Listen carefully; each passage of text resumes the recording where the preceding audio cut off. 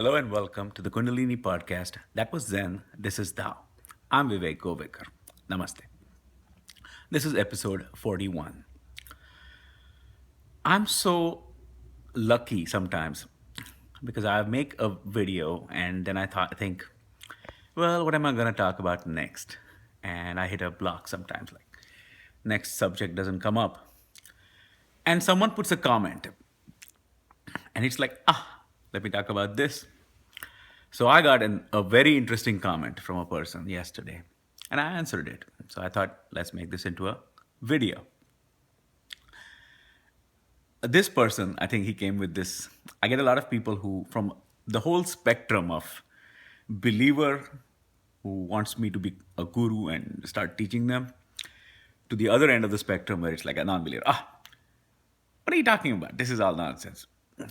So I guess he was from that side of the spectrum, and very, uh, the attitude was very like flippant and dismissive of anything I was saying, I guess. But it was funny. He said, "Oh, look, Jesus." Like he called me Jesus. Thank you. Uh, I'm not Jesus, but I'm Vivek. But thank you. You have never talked about God. In all of this, who's the creator? Like, gotcha. Like, all of this, let me ask him this question and he's going to be stumped. No, that's exactly what I've been telling you, all of these videos. That's what an awakening is. And I'm not unique. Other people have had it. I'm not saying that I'm the only one. But this experience, whether it's gained through the use of LSD or mushrooms, or through a Kundalini awakening, or any way, is the same experience. People express it differently, as I've said, because they were born in different eras, may have had different levels of education, and there is no one way to grasp all of it because now you've experienced oneness with the totality. So this person's question was, what is God? And I immediately gave the answer. I have had a first-hand experience. So not at all difficult for me to post it. And since then, they haven't replied. But I'm waiting for the reply. But let me speak about it here so other people also gain a knowledge of what I have experienced. God is not a person. God, again, quote unquote, God, all of these words, God, religion, have taken on meanings that cloud people's judgment. They have now been used to seeing certain things a certain way. They have good or bad connotations associated with those terms. So they function within those limitations.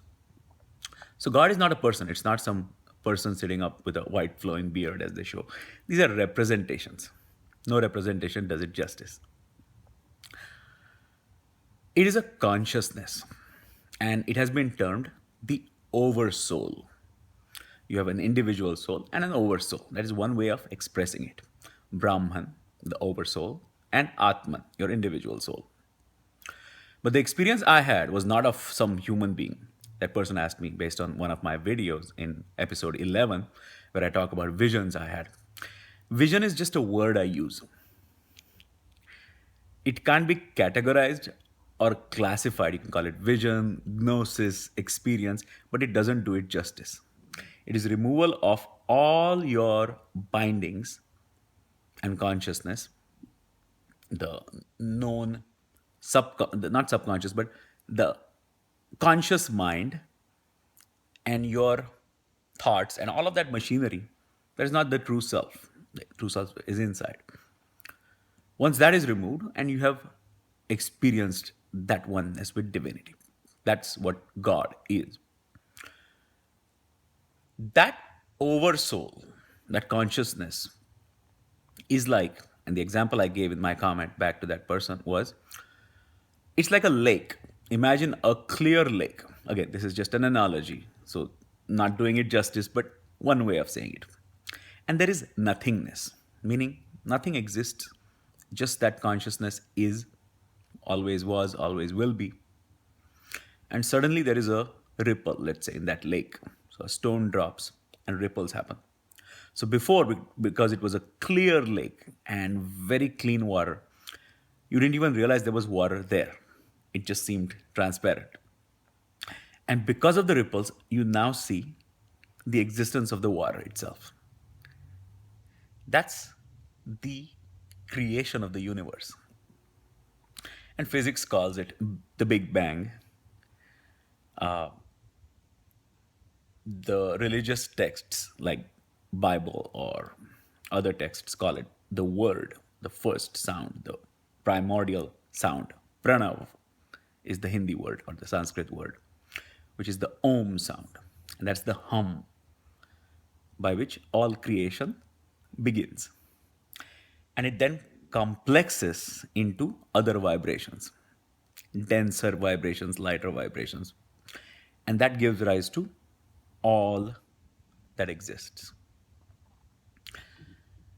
But deep within everything that exists, everything you see in the phenomenal world, is that vibration, the primordial vibration, is the canvas on which all of the other stuff is painted on.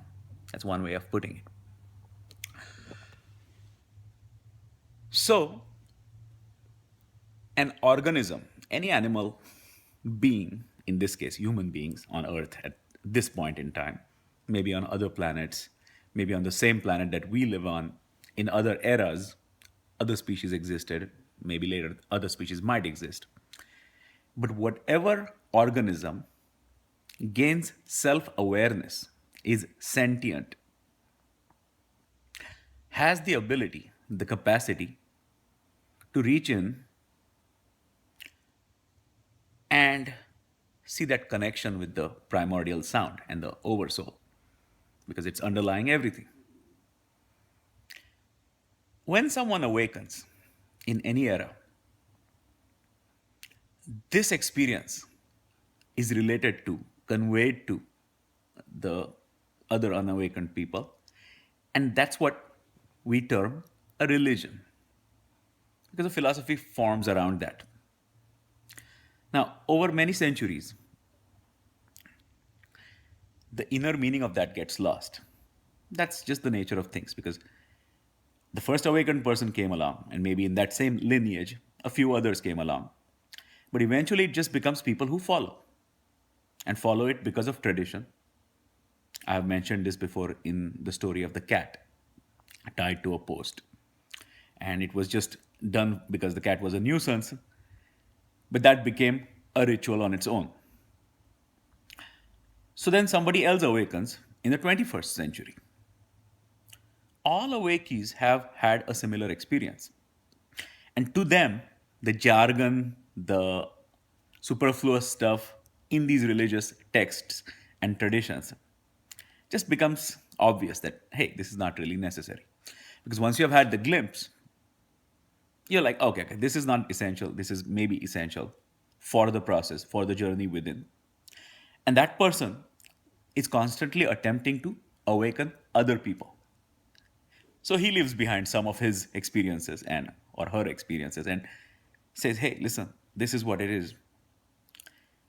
Obviously, that has a significant impact because people who have been used to following something and it has become a big institution and many followers and millions of people worship a certain thing. So the objection is not to what the person is saying per se, whether it's right or wrong, whether it might be helpful or not. It's just you're, you know, rattling some established edifice, some building, and you shouldn't do that because that's against tradition. And it is that way for followers, people who, if you are not awakened, better to follow something that other people have said. But once you're awakened, you can't do that. You can then look up to certain gurus or certain swamis or establishments. You see through that. You see the good that they're doing as well as what is not essential. So your voice has to be heard and express these things. And that's all I'm doing. So if you're not willing to believe it like this person wasn't, it's okay. You can make fun of me. Or you can just say, look at this guy. I know. I used to be one of those people who did that to other people when I used to be agnostic before this happened to me. But if you ask me what is God, Yeah, I have an answer. You're not stumping me. So, this reality, this oneness of with the oversoul has been expressed in a certain way in Hindu scripture, and they have given methods like yoga or meditation. In China, that became Tai Chi. It became Zen meditation, early forms of Zen meditation. Zen comes from the word from India, dhyana, which, when Buddhism spread to China, became Chana. And that same thing spread to Japan, it became Zen. Same word, same philosophy that has spread. But it's all an attempt to go within to that oversoul, to that primordial sound. Guru Nanak, who started the Sikh tradition, when he first attained gnosis and went into deep trance, samadhi, when he came back, the first thing he said was Ek Omkar,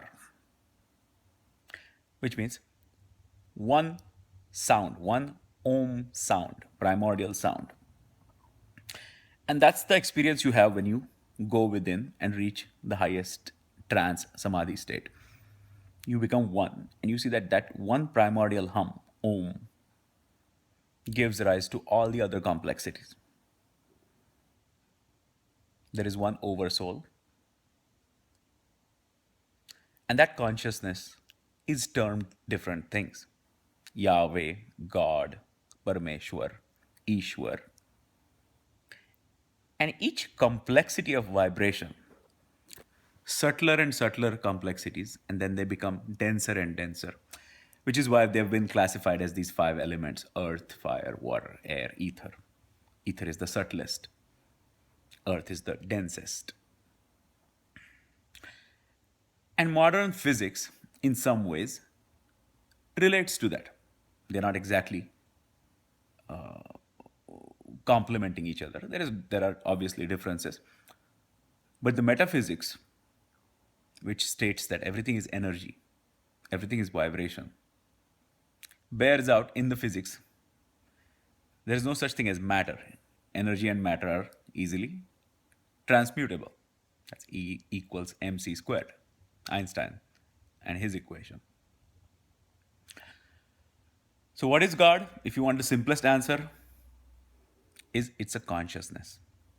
And that consciousness permeates everything, including the soul, the human body, and humans as sentient beings with self awareness have been given the ability to get fooled by these senses, to be carried away by them, or if they choose to exercise free will, to go within and get back in touch with that reality. Know this, and your journey will be easier. Because then, when you attempt meditation, when you attempt any methods, prayer, from any religion, you know that ultimately it is your personal gnosis, personal connection with the divine, and re-establishing that connection that has been lost because of your distractions. That is what is being attempted through every religion.